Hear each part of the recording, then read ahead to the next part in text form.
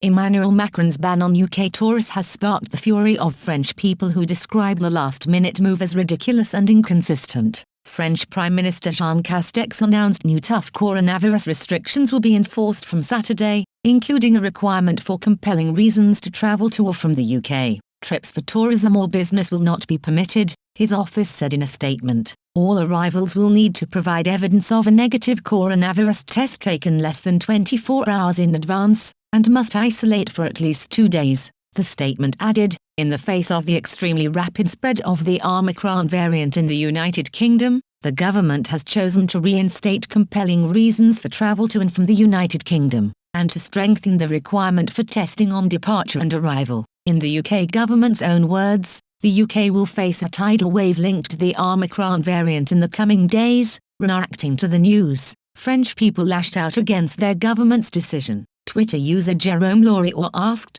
"And for the rest of Europe, nothing? From your political point of view it may seem coherent to you, but from a health point of view it is inconsistent. Either you harmonize with all the countries, or nothing. Anyway, it's useless. The virus is already there in France by the thousands." Threats this could cost President Macron his job at the next election were made by a number of angry people. Twitter user Escoblem blasted, "And for Denmark, which is in the same situation, it's still doors wide open. You are ridiculous. Draw the consequences. We will do it in April 2022. Be sure." Twitter user Daffy McDuck echoed, "That is ridiculous. You really suck. We will remember that." The measures have thrown the Christmas travel plans for hundreds of thousands of people into chaos. Twitter user Emma Pilau said, "Thank you for this beautiful Christmas present for the thousands of expatriates who plan to return for the holidays." And someone else called Francis added, "How can you impose tests of less than 24 hours for a measure entering into force in 36 hours? There are hardly any PCR tests available in the UK anymore.